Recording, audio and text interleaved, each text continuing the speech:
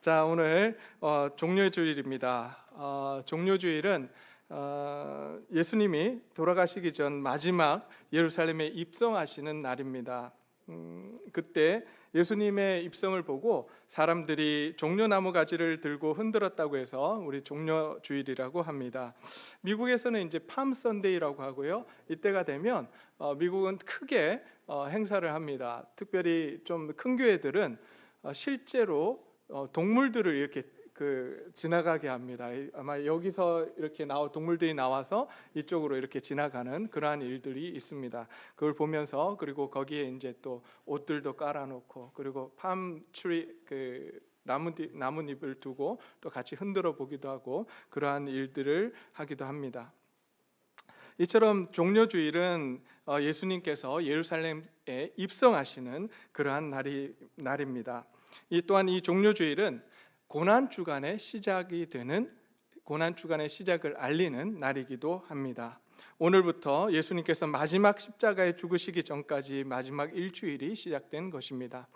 예수님께서 예루살렘에 입성하시는 모습을 보면서 사람들은 자신의 겉옷을 펴고 또 길에 깔고 종려나무 가지를 흔들며 호산나라고 외쳤습니다.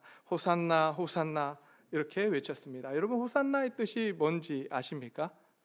네, 구원하소서, 구원해 주십시오라고 하는 뜻입니다. 그래서 도우소서, 구원해 주십시오라고 하는 단어의 뜻인데요. 이들이 이런 호산나를 외치며 자신의 옷을 길가에 깔고 팜트리, 종려나무를 흔든 이유는 뭐냐면, 예수님의 그 행렬을 어떤 행렬로 보았냐 하면 왕의 행렬로 보았기 때문에 그런 일을 했습니다. 실제로 왕이 입성을 할 때에 자신들의 옷을 그곳에 깔고 또한 종려나무를 흔들었다는 기록들이 있기 때문입니다.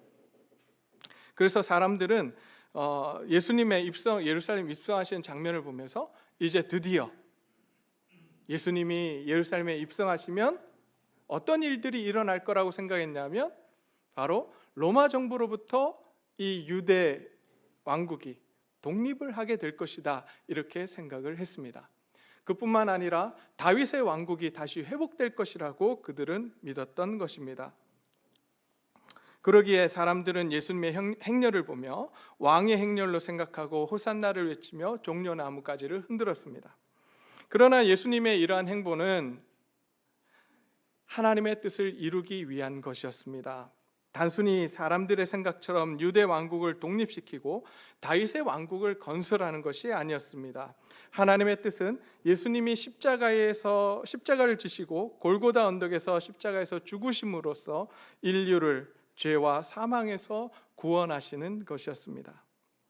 첫 번째 아담이 이루지 못했던 하나님의 뜻을 이제 두 번째 아담이신 예수님께서 이루려고 하시는 것이었습니다. 하나님은 우리 죄로 인해서 사망에 빠져 있는 인류를 위해서 독생자 예수 그리스도를 이 땅에 보내주시고, 또 갖은 고난과 고통을 다 당하시고 십자가에서 죽도록 하셨습니다. 그리고 하나님의 능력으로 사망과 권세를 이기고 부활하게 하셨습니다. 이제 그 부활하신 예수님을 믿는 자마다 하나님의 자녀가 되는 권세를 주셨습니다. 이러한 인류를 향한 하나님의 사랑과 은혜는 너무 놀랍습니다. 하나님의 사랑과 은혜가 얼마나 크고 놀라운지 오늘 본문인 탕자 비유를 통해서 살펴보고자 합니다. 오늘은 먼저 탕자의 비유를 통해서 하나님께서 먼저 믿는 자들에게 원하시는 것이 무엇인지를 살펴보기를 소원합니다. 그리고 다음 주에 똑같은 본문으로 설교를 할 텐데요, 그때는 하나님의 열심과 은혜 그리고 사랑에 대해서 우리가 한번 살펴보고자 합니다. 자, 오늘 본문 우리가 잘 아는 본문입니다. 탕자의 비유. 혹시 이 비유에 대해서 들어본 적 없으신 분들도 있을 거라고 생각이 들지만 많은 경우에 우리가 탕자의 비유는 많이 들었습니다. 근데 많은 목사님들이 설교를 해왔고 많은 각도에서 이 본문을 설교를 했습니다. 그러기에 당연하게 이 본문이 뭘 이야기하는지 아실 거라고 믿습니다.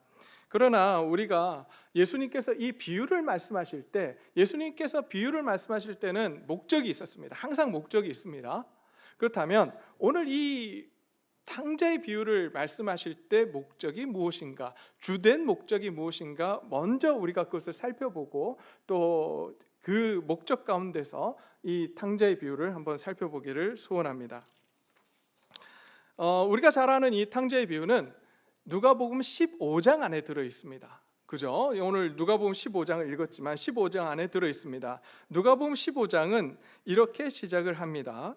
15장 1절입니다. 모든 세리와 죄인들이 말씀을 들으러 가까이 나오니, 2절입니다.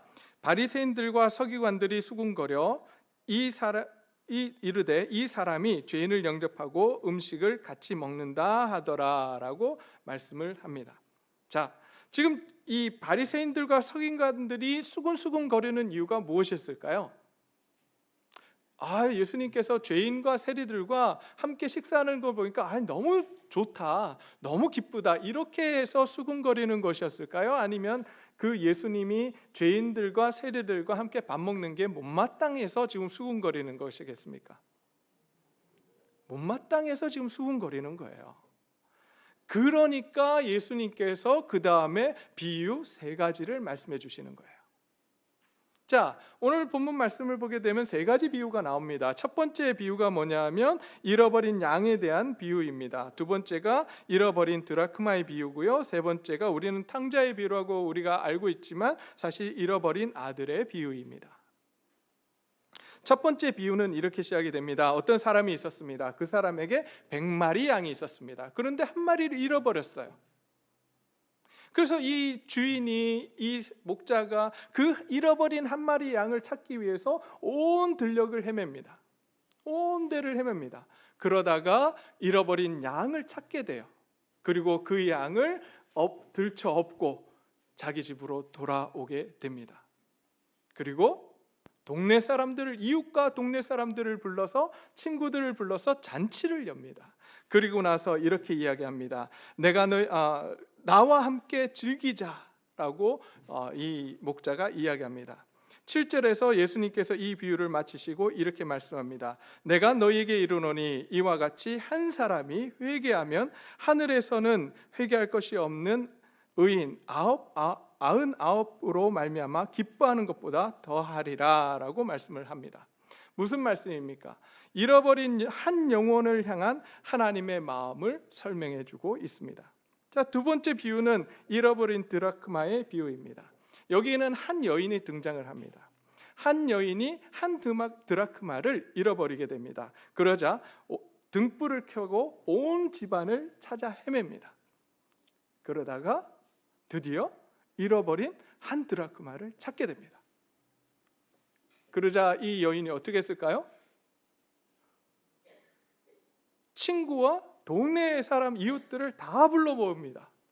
그리고 그곳에서 다시 잔치를 벌입니다. 그리고 함께 즐기자라고 말을 합니다. 10절에서 예수님께서 이 두 번째 비유를 마치시고 이렇게 말씀하십니다. 내가 너희에게 이르노니 이와 같이 죄인 한 사람이 회개하면 하나님의 사자들 앞에 기쁨이 되느니라 라고 말씀을 합니다. 그리고 나서 오늘 우리가 읽은 세 번째 비유, 잃어버린 아들, 탕자의 비유가 나옵니다. 한 아버지가 있었습니다. 이 아버지에게는 두 아들이 있었는데 그 두 아들 중에 두 번째 아들이 갑자기 아버지께 와서 유산을 자기에게 달라고 합니다.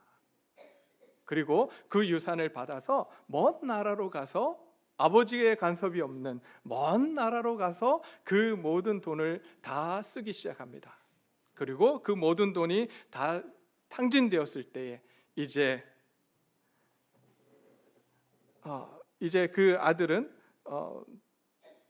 아버지를 생각하게 되고 그 아버지께 돌아오게 됩니다.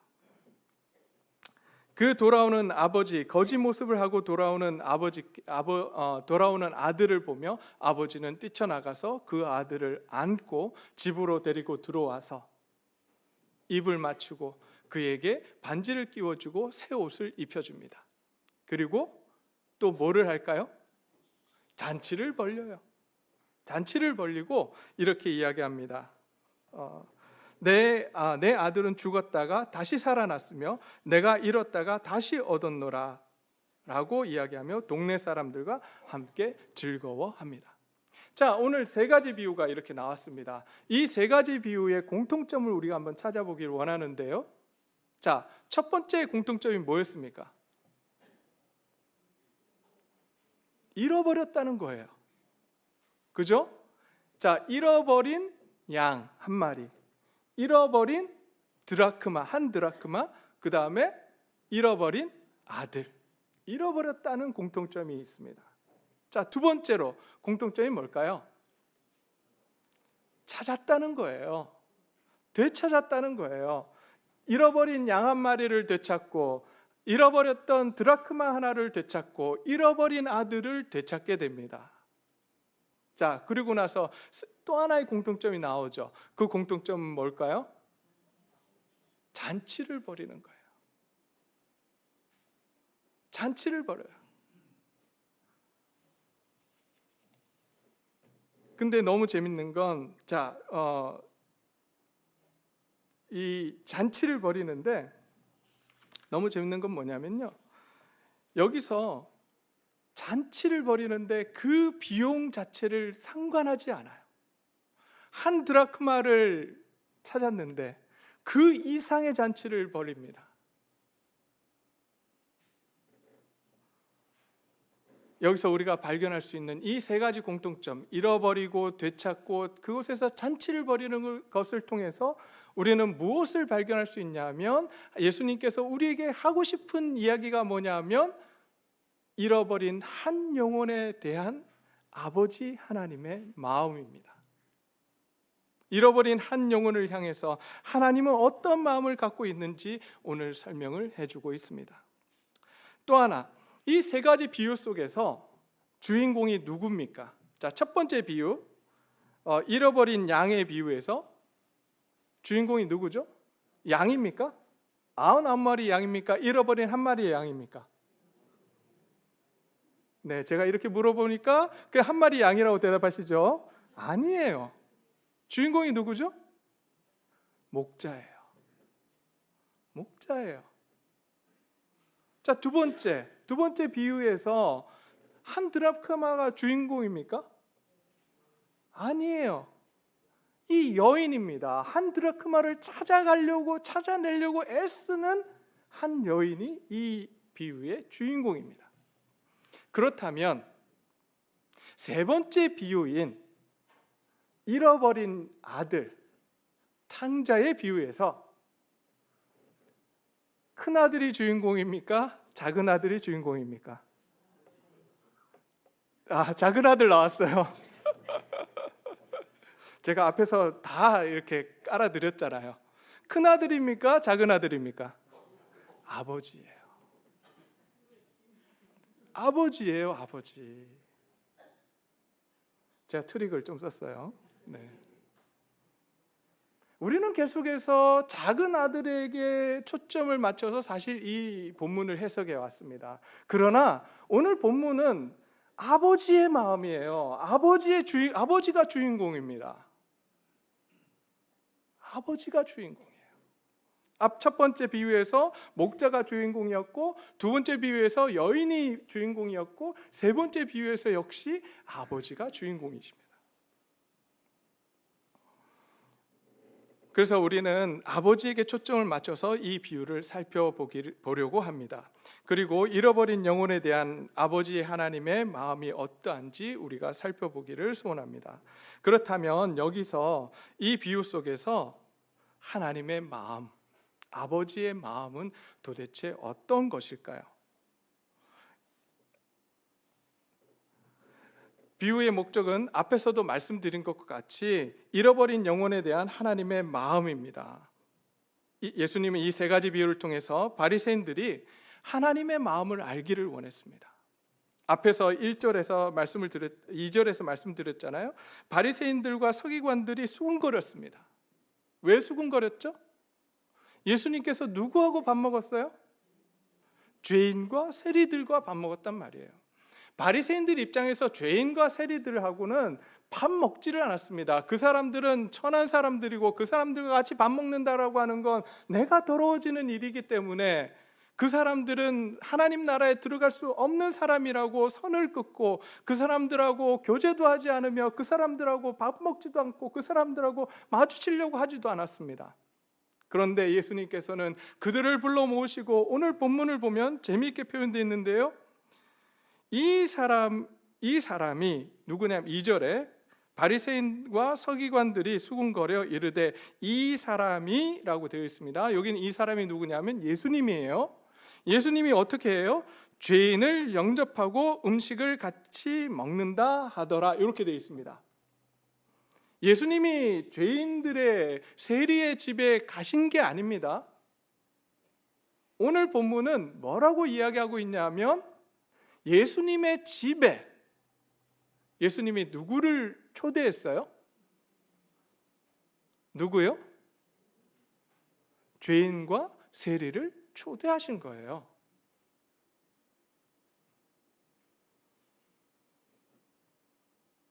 예수님은 누구보다 잘 알았습니다. 하나님의 마음이 어디 있는지 누구보다 잘 알고 있었어요. 그러기에 죄인과 세리들을 향해서 마음을 품고 계셨고 그들을 자신의 집으로 초대하고 그들과 함께 음식을 나누고 함께 교제를 했습니다. 이것이 하나님의 마음입니다. 잃어버린 영혼을 향해서 찾고 또 찾고 그들을 향해서 애쓰는 마음, 그것이 바로 하나님이 가지고 계신 마음입니다. 여러분, 비유 속에서 하나님의 마음을 얼마나 잘 표현하고 있는지 몰라요. 목자가 한 마리 양을 찾기 위해서 뭘 내버려 두고 가요? 99마리 양을 들에 놔두고 가는 거예요. 그러니까 어떤 분들은 99마리는 그럼 하나님 귀하게 안 여기시느냐, 그 이야기가 아닙니다. 오늘의 비유의 초점은 어디 있냐면 잃어버린 한 영혼을 얼마나 귀하게 여기시는가에 있어요. 한 영혼을 얼마나 귀하게 여기셨든지 99마리를 놔두고 그 한 마리를 찾아서 들을 헤매는 거예요. 그 한 마리 찾겠다고. 탕자 잃어버린 이 아들을 위해서 아버지가 계속해서 기다립니다. 오늘 본문 속에서 보면 지금 그 아들이 돌아오는 장면을 보면요, 20절입니다. 15장 20절 한번 제가 읽겠습니다. 이에 일어나서 아버지께로 돌아가니라. 아직도 거리가 먼데 아버지가 그를 보고 측은히 여겨 달려가 목을 안고 입을 맞추니라고 되어 있습니다. 누가 먼저 봤어요? 아버지가 먼저 봤어요. 아들이 아버지를 먼저 본 게 아닙니다. 아버지가 아들을 먼저 봤어요. 어떻게 볼 수 있었을까요? 기다리고 있었어요. 매일 자기 아들이 돌아오기를 그토록 기다리고 계셨던 겁니다. 집 앞에서 언제 이제 나오려나, 언제 올려나 계속해서 날마다 앞에서 기다리고 계셨던 것이에요. 그래서 먼저 볼 수 있었습니다. 우연찮게 나갔더니 그 아들을 본 것이 아니라 매일 그 앞에서 기다리고 계셨던 아버지였어요. 이것이 바로 하나님 아버지의 마음입니다. 오늘도 이 시간 하나님의 마음이 도대체 어디가 있을까요? 하나님의 마음이 어디 있을까요? 잃어버린 한 영혼을 향해서 지금도 안타까워하시며 그 영혼들이 어서 빨리 우리 앞에, 하나님 앞에 돌아오기를 간절히 기다리고 계십니다. 얼마나 기뻐했던지 잔치를 벌려요. 비용 상관하지 않습니다. 잔치를 벌립니다. 그것도 동네 잔치예요. 모든 사람을 다 끌어모읍니다. 그토록 기뻐하시는 것이 바로 하나님이십니다. 잃어버린 영혼이 다시 돌아왔을 때 하나님이 얼마나 기뻐하시냐. 모든 것을 다 동원해서 잔치를 벌이며 기뻐하시는 것이 하나님의 마음이라고 오늘 우리에게 설명해 주고 있습니다.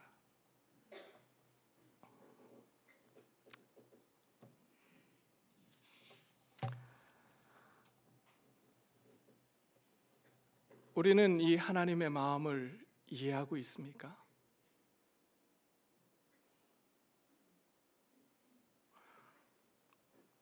사실 오늘 이 비유에 읽지는 않았지만 이 비유 그 다음에 한 이야기가 나옵니다. 첫째 아들이 등장해요. 첫째 아들이 등장해서 작은 아들이 돌아왔는데 재산을 다 탕진하고 돌아온 이 작은 아들을 위해서 아버지가 잔치를 벌인 것을 보며 뭐라고 합니까? 싫어해요. 못마땅하게 생각합니다. 그러자 아버지가 나가서 설득합니다. 그러면서 마지막에 이렇게 말씀합니다. 32절에 이 내 동생은 죽었다가 다시 살아났으며 내가 잃었다가 얻었기로 우리가 즐거워하고 기뻐하는 것이 마땅하지 않겠느냐 라고 말씀하세요. 여러분,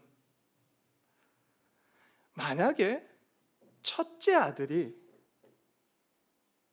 날마다 작은 아들을 기다리는 아버지의 마음을 알았다면 어떻게 해야 했을까요?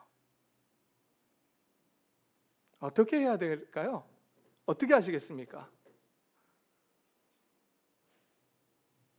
큰아들이 아버지가 날마다 동생을 기다리면서 앞에 서 있었다면, 그 아버지의 마음을 알았다면 저희가 만약에 첫째 아들이라면 어떻게 하시겠어요? 찾아 나서야죠. 그게 당연한 거 아닙니까? 저희는 찾아 나서고 있습니까?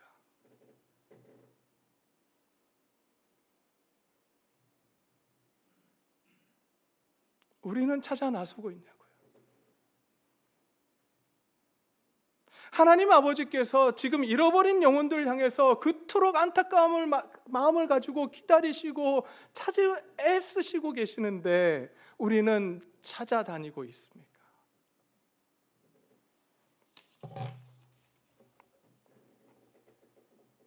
제가 교회를 오래 다니시는 그 집사님들이나 분들과 이야기를 하면서 전도 대상자를 정하고 기도합시다라고 하면 듣는 이야기가 있습니다. 무슨 이야기를 하는 줄 아세요? 목사님, 제 주위에는 믿는 사람이 없어요. 다 교회 다니는 사람밖에 없어요라고 이야기하십니다. 네, 맞습니다. 그럴 수 있습니다. 왜냐하면 예수님을 믿는 순간 안 믿는 사람들하고의 관계를 다 단절해 버렸어요.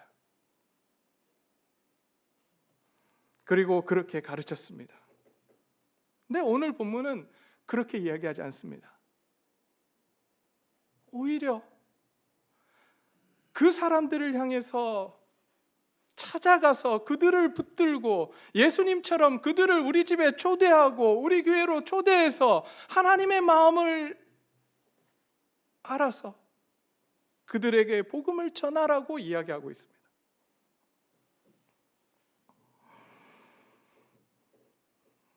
요즘 우리 한국에서 기독교 인구가 몇 프로 되는지 아십니까?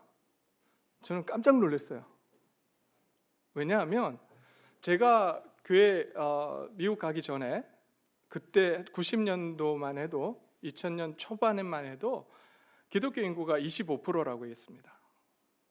4천만에 25%. 그 1000만이다. 예수님 믿는 사람이 1000만이래요. 와! 지금은 몇 프로인지 아십니까? 지금 거의 5천만이거든요. 저희 인구가 1000만이 안 돼요. 20%가 안 돼요. 여러분, 우리가 살고 있는 이 부산 복음화율이 몇 프로일까요? 나 이거 보면서 더 깜짝 놀랐어요. 12%. 10%라고 보면요, 10명 중에 한 사람만 교회 다녀요. 100명 중에 12명. 전에 한번 말씀드렸잖아요. 제가 사는 아파트에, 제가 3사 라인에 살거든요. 22층짜리입니다. 그러면 총 몇 세대가 살아요? 44세대. 그 중에 교회 다니는 사람이 몇 명일까요? 교회 다니는 가정이 몇 가정일까요? 저 포함해서 3-4가정밖에 없어요. 10%가 안 돼요. 그런데 잃어버린 영혼들이 없다고요? 우리 주변에 기도할 전도 대상자가 없다고요? 널렸어요. 우리가 정말 하나님의 마음을 안다면, 나를 구원해 주신 그 하나님의 은혜를 안다면, 이제 우리에게 주신 건강과 우리에게 주신 물질과 우리에게 주신 재능을 그 한 영혼을 찾아 나서는데 사용해야 될 줄로 믿습니다. 예수님께서 그것을 위해서 돌아가셨어요. 한 영혼 구원하시고자, 예수님께서 잃어버린 한 영혼 구원하시고자 십자가에 달려 죽으셨습니다. 우리가 이제 그 주님의 마음을 온전히 깨닫고 잃어버린 영혼들을 향해서 우리가 찾아 나서는 저와 여러분들이 되시기를 소원합니다. 이제 우리는 이번 주 종려주일과 고난주간을 맞아서 하나님의 마음을 이해하고 깨닫는 한 주간이 되기를 소원합니다.